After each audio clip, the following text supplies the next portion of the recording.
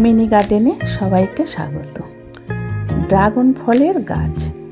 এই ড্রাগন ফলের গাছ রোপণ করার পদ্ধতি অতি সহজে এই ড্রাগন ফল চাষ করা যায়।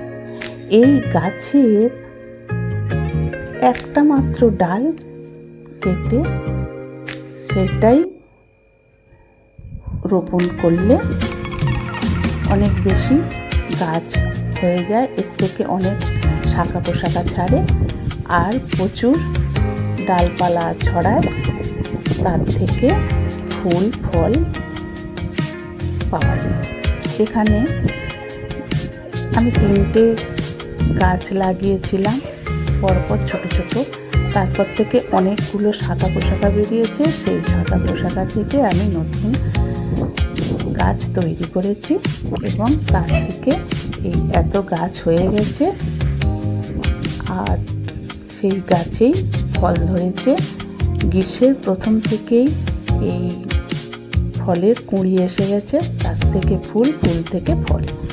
এখানে অনেকগুলো ফল ধরে রয়েছে, পাকতেও শুরু করে দিয়েছে।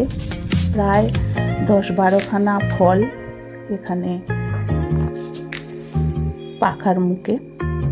তারপরেও কিন্তু আবার এই গাছে প্রচুর ফুল দেখা দিয়েছে, ফুল ফুটেছে।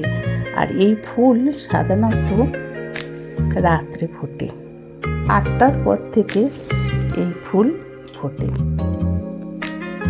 ফুলগুলো দেখতে খুবই সুন্দর, বেশ বড় আকার হয়।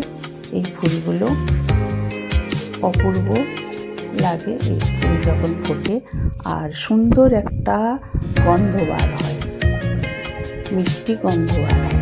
আর এই ফুলটা যেহেতু রাত্রে ফোটে, সেই জন্য কীটপতঙ্গ আসতে পারে না, আর সেই জন্যে পরাগায়ন ঠিকমতো হয় না। আর পরাগায়ন ঠিকমতো না হলে এই গাছের ফলগুলো ছোট আকার হয়। আর বড় কিংবা স্বাভাবিক ফল যেমন 200-250 ওজন বা 300 বা 400 এরকমই হয় সাধারণত। এর থেকে বড় হয়, কিন্তু তারপর পরিচর্যা অন্যরকম।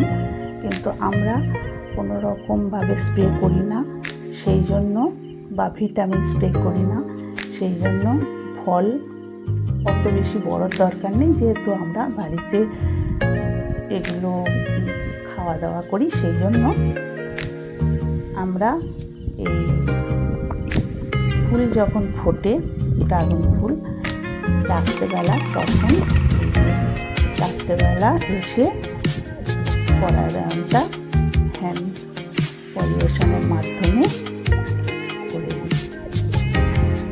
এখানে এই যে ফুলগুলো ফুটেছে, আর প্রত্যেকটা ফুলে পরাগায়ন করে দিচ্ছি। আর তারপরে যেহেতু বৃষ্টি হচ্ছে কন্টিনিউ, আর এই ফুলের পরাগায়ন পদ্ধতিটা যেহেতু বৃষ্টি হওয়ার কারণে ধুয়ে যেতে পারে, সেই জন্য একটা পলি ব্যাগ নিয়ে এই ফুলগুলোকে ভালো করে মুখটা মুড়ে আর বেঁধে দিচ্ছি, যাতে পরাগায়নটা ধুয়ে না যায়।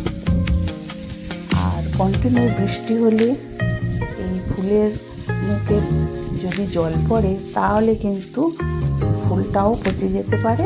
পরাগায়ন তো ধুয়ে যাবে, ফুলটাও পচে যাবে। এই ছিল আমার আজকের ভিডিও। বন্ধুরা, তোমরাও এই ফল গাছ লাগাও, ফল পাবে।